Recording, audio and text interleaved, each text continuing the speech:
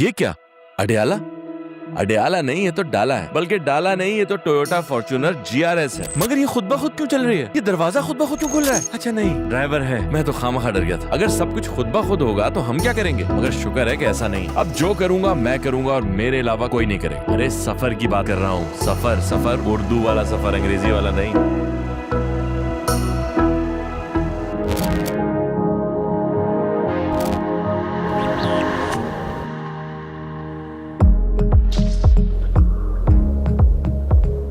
Presents let's explore with Yasir Hussain में मैं हूँ यासिर हुसैन। पिछले चैप्टर में हम आपको लेके गए थे सिंध, जहाँ पे हमने आपको बहुत मज़ा करवाया था, नए नए लोगों से मिलाया था, वहाँ का कल्चर दिखाया था, म्यूज़िक सुनवाया था, शायरी सुनाई थी और बहुत ही हसीन वहाँ का जो एक तारीख़ है वो दिखाई थी। तो चैप्टर 2 में हम आपको KPK लेके जाएंगे, वहाँ के लोगों से मिलवाएंगे, खाने खिलाएंगे, म्यूज़िक सुनाएंगे और कल्चर दिखाएंगे। एक फिलोसोफर ने कहा है कि दुनिया एक किताब है और अगर आप सफ़र नहीं करते तो आपने किताब का सिर्फ एक ही पेज पढ़ा है। मैं तो वो इंसान नहीं बनना चाहता जिसने किताब का सिर्फ एक पेज पढ़ा हो। मैं तो चाहता हूँ मैं पूरी किताब पढूं और कई किताबें पढूं और साथ साथ आपको भी पढ़ाऊँ। तो इस सफ़र में इस पेज पे हमारा साथी है ये टोयोटा फॉर्च्यूनर GR। पेशावर, सवार, हैदराबाद और DI खान, रास्ते 4 और 1 जवान। लेकिन क्योंकि मैं हूँ जोरावर तो मैंने चुना पेशावर। आप सुन के हैरान होंगे कि इस वक्त हम दरिया सिंध पे से गुजर रहे हैं, जबकि हमारे पहला चैप्टर सिंध के बारे में था और दूसरा चैप्टर KPK के बारे में। हम इस्लामाबाद से पेशावर जा रहे हैं तो दरिया सिंध कहाँ से आ गया? भाई दरिया सिंध शुरू होता है तिब्बत से और पूरे पाकिस्तान से गुजरता हुआ वो जाके गिरता है बहरा अरब में। इस वक्त हम समझ लें कि दरिया सिंध के स्टार्टिंग पॉइंट पे है।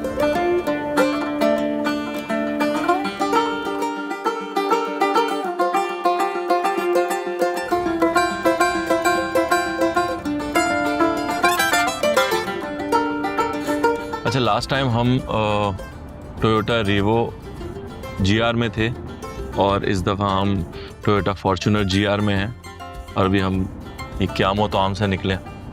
तो हाईवे एक्सेलरेशन एक चीज़ होती है जो मुझे पता चला कि इस गाड़ी में बड़ी ज़बरदस्त है। वो ये है कि जैसे ही आप साइड में कहीं रोकते हैं शूट के लिए या खाने के लिए और आप दोबारा हाईवे पे चढ़ते हैं तो विद इन सेकेंड्स ये जो है ना हाईवे की स्पीड को मैच कर लेती है। ये बड़ी कमाल है और इससे जो है ना आपको ओवरटेक करने का एक कॉन्फिडेंस भी मिलता है और साथ में आप उस पावर को भी इंजॉय करते हैं जो आपकी इस गाड़ी में है कि कोई भी गाड़ी अगर साथ इसके आ जाए तो आपको घबराने की ज़रूरत नहीं है।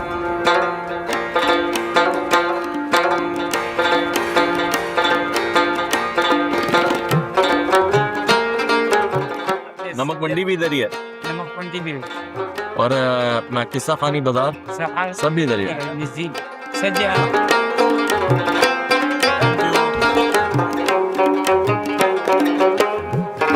पेशावर की तारीख 2.5 लाख साल पुरानी है। कहा जाता है कि डायनासोर पहली मर्तबा आज़रबाईजान से बरसता काबुल पेशावर पहुंचे, फिर GT रोड पे सफर करते हुए लाहौर और वहां से मोटरवे के जरिए सक्खर। क्योंकि उस जमाने में सिंध में सड़कें नहीं थी तो डायनासोर बैलगाड़ियों के जरिए समंदर पहुंचे और वहां से अंटार्कटिका। ये सब बकवास है। असल तारीख वो है जो मैं अब आपको बताने वाला हूँ। पेशावर जो है वो दुनिया के सबसे कदीम आबाद शहरों में से एक है और इसकी तारीख अगर देखें तो कम से कम ये 2500 साल पुराना है।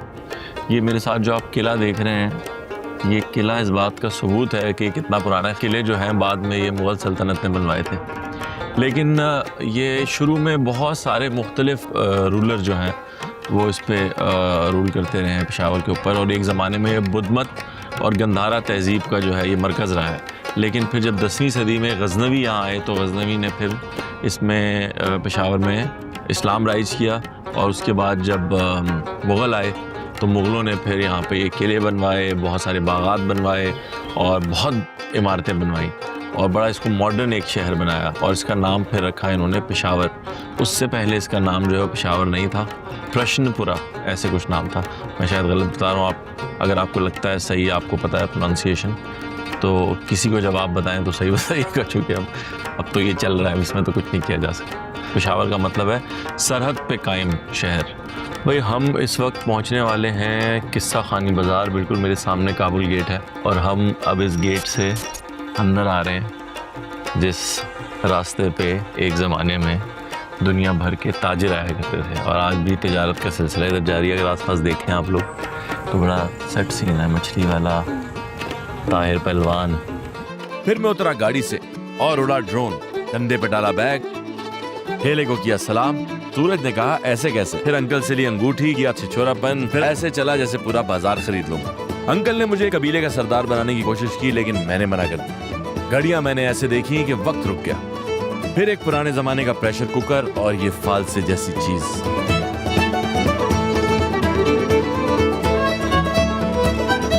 वो सामने ताज सोडा है, ये कह रहे हैं ब्रिटिश के दौर में ताज सोडा बहुत मशहूर चीज थी, तो अभी तक मशहूर है, देखते हैं चल के।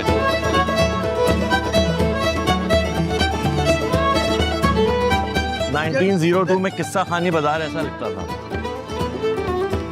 ये काबुल गेट जो है ये मुगल दौर में ये सिल्क रूट का हिस्सा था। जितनी भी दुनिया में तिजारत होती थी इस हिस्से में, वो यहीं से गुजर के आते थे। तो जितने ताजिर होते थे वो खाने के लिए या रिहाइश के लिए यहीं आते थे। यहाँ पे उस वक्त के रेस्टोरेंट्स या सराय होते थे जहाँ वो ठहरते थे। तो मुख्तलिफ लोग चूँकि दुनिया भर से आते थे तो वो यहाँ बैठते थे और अपने अपने किस्से कहानियाँ सुनाते थे। तो इसलिए फिर इसका नाम किस्सा खानी बाज़ार पड़ गया। और फिर यहीं से प्रोफेशनल स्टोरी टेलिंग की भी एक सिलसिला शुरू हुआ। ये किस्सा खानी बाजार का सबसे पुराना कावा खाना है जो कि 300 साल पुराना है। और 300 साल पुराने इस कावा खाने में आप देख सकते हैं वही पुरानी दीवारें, सारा कुछ। पहले यहाँ लोग घोड़ों पे आया करते थे अफगानिस्तान से और दूर दराज इलाकों से, नीचे घोड़े बांधते थे, ऊपर आके कावा पीते थे। लेकिन हम अभी आए अपनी टोयोटा फॉर्च्यूनर GR में।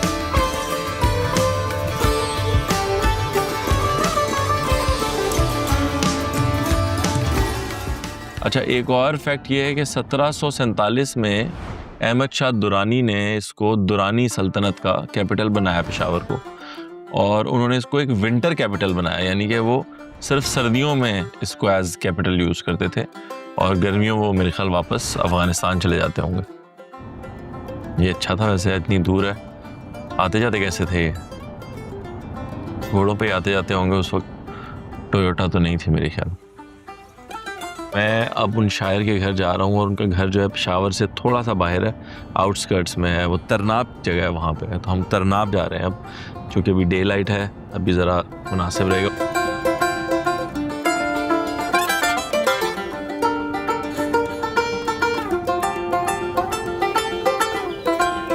महक बेखबर दामने गुल मिज़र और बहुत से सितारे, धड़क रंग पत्ते परिंदों के पर और बहुत से सितारे।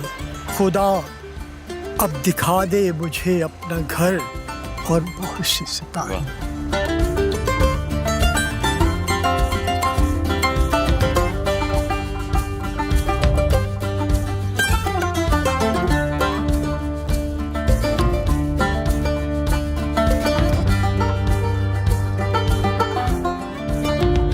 वही गली है, वही घर है और वही आलम, मगर कहाँ है वो साहिल कोई सदा दे दे।